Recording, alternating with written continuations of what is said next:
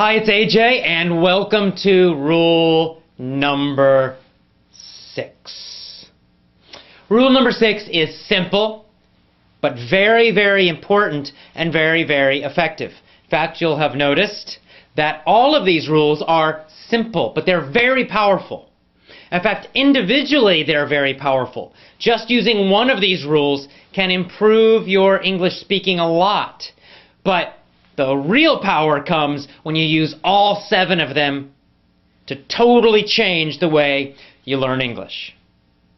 So what's number 6? Number 6 is this: only use authentic, real English materials.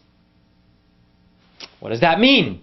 Well, put another way, don't use textbooks.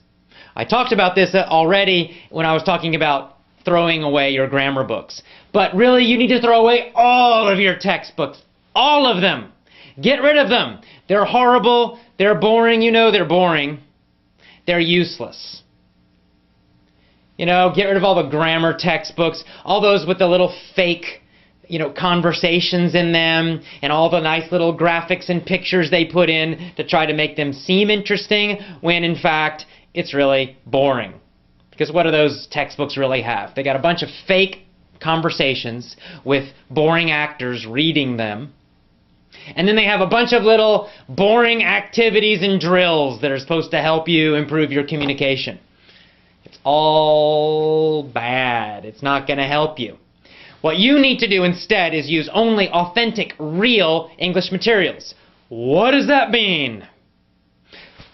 Well, when I say real, here's what I mean. The best materials are the ones that are for native speakers. In other words, books and audios and videos that are made for Canadians, Americans, British people, Australians. They're not made for foreigners learning English. They're made for the people actually living in those countries. That's a real, authentic material, book, CD, video, whatever. You can also use materials that are very, very, very, very similar or very, very close to real materials. For example, there are some really good books out there, story books, that they're about real stories, written about, like little novels, little short novels, but they're using a little bit simpler English so that people who are learning English can understand them a little more easily. But it's not a textbook. It's a real story. Some of them have audio, so it's like a real audio book, real interesting information. It's not, a bunch of rules and stupid activities and fake conversations. So those kind of materials are also quite good. That's what I mean when I say real materials. Real. And let me give you an example of this. Let's say you wanted to improve your reading, your English reading skills. Now, there's 2 ways to do this. The old traditional boring way, which doesn't work, is to go out and get a bunch of, fake tests, for example, a bunch of TOEFL tests, and read all those extremely boring essays in the TOEFL book, and then take a bunch of tests with it. Or you could get some reading comprehension textbook. Once again, reading a bunch of boring stories written by boring people, and then take a bunch of boring tests or answer a bunch of boring questions at the end of it. It's not very fun, and it's not effective. You could also go out and buy some vocabulary books and try to memorize all this new vocabulary, these huge lists. None of that works very well. You can improve that way, but it's very slow and it's painfully boring. A much better way, and the research shows a much more effective and powerful way, is to read easy stories, to read easy novels. Now, what does easy mean? Well, it depends on your level. For some people, easy means children's books, right? Books that are made for American children or British children or Australian children, whatever. But they're not made for foreign students. They're made for the local people, but they're at an easier level because they're for children. For you, for a lot of people watching this video, probably I would say easy novels for young adults. For, older elementary school children or middle school children or high school level. Depends on what your level is. So when I say easy, I usually mean you should understand about 95% of the words without a dictionary. So then you can easily guess the other 5%. I've mentioned this before. So, if you wanted to improve your reading, what you would do is you'd go out and you would read as many of these novels as you could. You could read magazines, easy magazines for kids or for young adults. And read lots of them. You could read a lot of novels. There's lots of those novels for adolescents. Adventure novels, romance novels.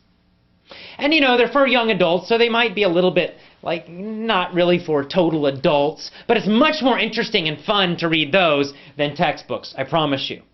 And you would read lots and lots and lots of them, and as you did that, your vocabulary would increase. Your reading comprehension would increase very quickly. Your reading speed in English would improve very, very quickly. And soon, in just a few months, those kinds of books would be super easy for you. And then you could start reading more difficult material. Maybe you would start reading, high school level novels and stories. And you'd read lots and lots and lots of those. If you like romance, you'd read romance books. If you like adventure, you'd read adventure. If you like science fiction or fantasy, you'd read those kind of books. If you like nonfiction, well, you'd read a lot of nonfiction. But it would be real books. And then eventually those would feel easy.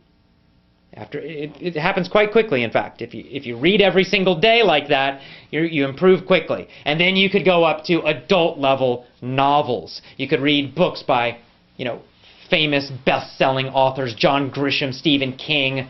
Again, depends on your interest. Always choose things that you personally like and enjoy. And by reading lots and lots and lots of those books, reading lots and lots and lots of Stephen King books, for example, or John Grisham books, your reading would improve so fast, so powerfully, and so much faster, so much more powerfully than someone who's trying to learn from textbooks and reading comprehension books and vocabulary books. This is a much faster, more powerful way to improve your reading. Now, of course, in these rules, we're talking about speaking and listening. So how do you do that? Well, it's the same idea. It's exactly the same idea. Instead of using books, you would use audios. So you want to listen to as many easy, real audios as you can every day. You want to listen to audio stories. You want to listen to easy audio books. You want to listen to podcasts, audio radio shows. Easy audios on topics that you enjoy, that are entertaining. It's real stuff. And you would follow that same thing. For a while, those really easy ones maybe they would feel a little difficult to you. But after listening to them again and again and again, they quickly become easy. Then you go up to a higher level. And then you do it again and again and again. And soon you're listening to real audios, real audio books for adults, for American adults, for British adults. Or real radio shows for Americans or Canadians or British or Australian. You can mix all of those. It doesn't matter. That is how you learn real English. Because see, in the textbooks, it's not real English. It's very unnatural. Those fake conversations are unnatural, and we don't really speak that way. Right? What's lesson 1 in most textbooks? Hello. Hi. How are you? I'm fine. And you? Right? And you have these actors reading that conversation in a very unnatural way. The pronunciation is very strange, because nobody really talks like that.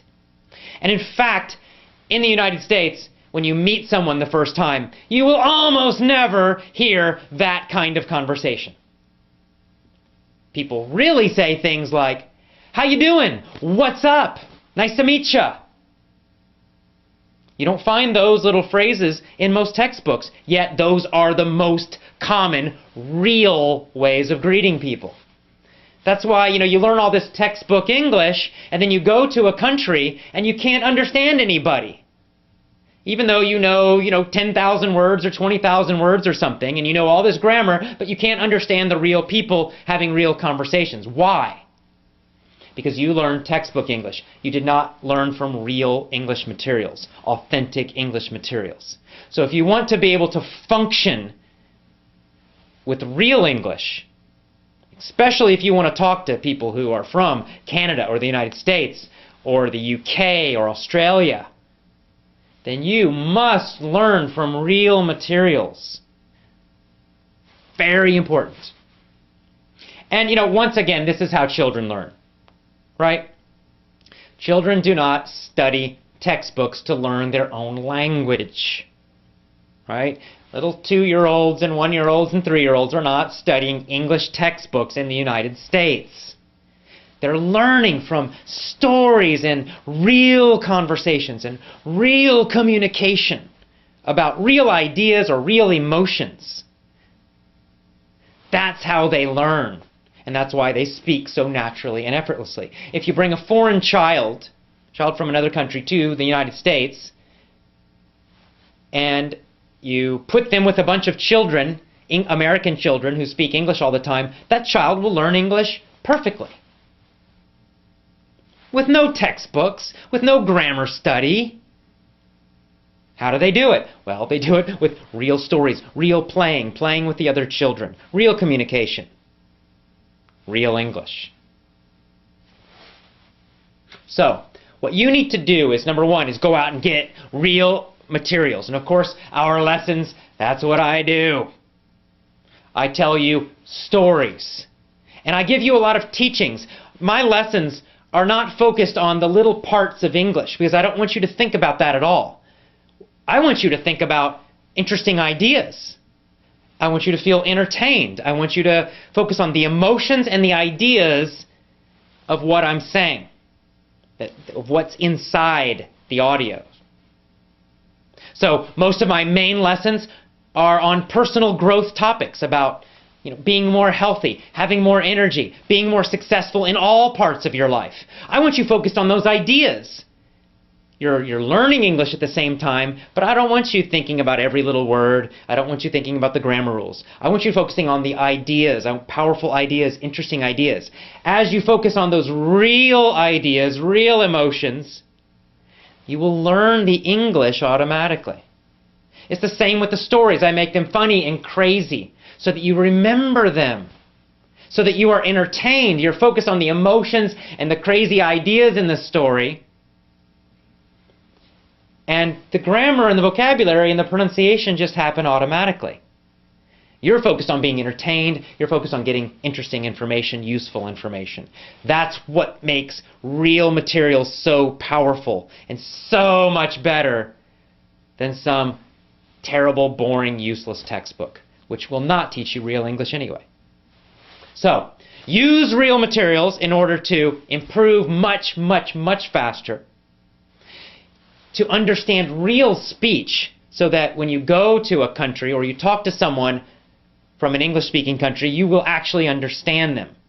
You'll understand the real English they use in conversations, not some textbook that nobody uses. And I think another big reason to use real materials is you'll enjoy it more. It's just more fun. It's more interesting. Instead of learning a bunch of boring junk in a textbook that's just useless and not real, you get to learn real, interesting ideas. Or you get to be entertained. You get to have interesting emotions. It's real stuff. It's the kind of things you might enjoy in your own language. So important. So powerful. So, rule number 6 is this. Use only authentic, real English materials. And that's rule 6. Tomorrow's our last rule, so look for the next email tomorrow. Last rule. See you again. Bye-bye.